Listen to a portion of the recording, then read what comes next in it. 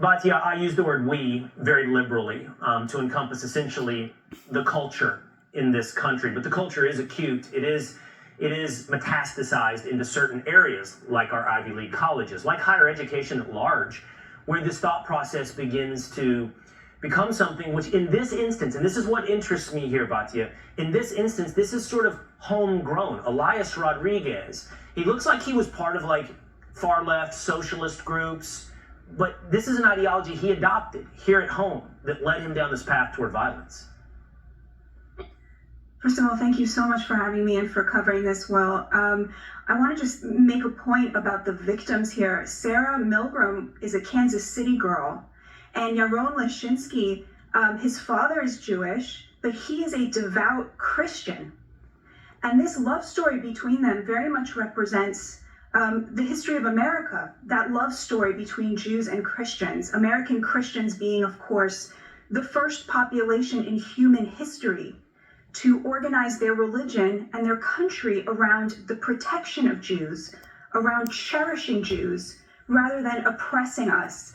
So for them to have been gunned down, this Jewish girl from Kansas City and this devout Christian, because he threw his lot in with the Jews on American soil, this is a crime against everything our nation has stood for since its founding.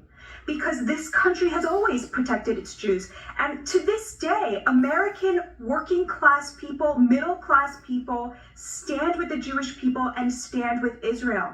On the other side, you have what you were talking about, Will. You have this young man who has a college education, whose manifesto reads like a bad English paper, who was chanting the exact chants in the exact cadence that you hear it on university campuses across this country. I mean, what did they think globalize the Intifada meant? It meant this. And so you're completely correct that this is homegrown terrorism that was born up through this university to Tentifada pipeline, and this is the result. And of course, that is not to take away anybody's free speech rights. Everybody has a free speech right, to say whatever they want. But I would just ask my fellow Americans, do you think it is right to ask Jewish students to show up on a college campus where they have to hear the same chants in the same cadence that came out of the mouth of a terrorist right after he murdered 2 people because they stood with the Jews or were Jews? The answer to that is no. Really well said, Batya. And I think what really stands out to me at this moment, I think you accurately described it as homegrown terrorism.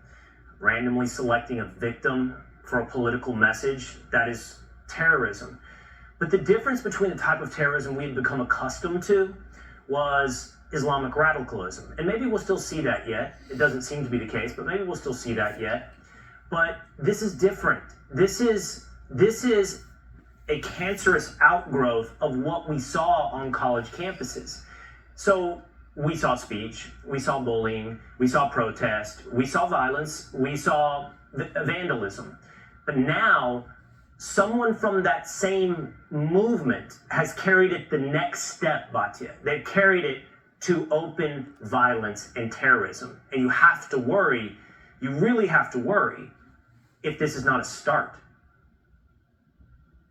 I really hope it isn't, Will, but you look at the comments on the manifesto and they all support him. I mean, they're all saying he's basically the next Luigi Mangione. It's very hard for the left to explain why is it okay to march and chant, globalize the Intifada, but then when somebody actually does it, suddenly they're speaking against it. I'm glad to see people like Representative Ocasio-Cortez coming out against this horrific violence, and kudos to her for doing it early and quickly and unequivocally. But at the same time, they have to show why is it from their ideology, which basically says if you have more power or if you are proximate to whiteness, therefore you are evil and born of sin and a genocide defender or what have you, whatever they call them, how does that not lead to the cheapening of the lives of people who are proud Zionists, the way the vast majority of Americans are, by the way? Batya Ungar Sargon, always thoughtful. Thank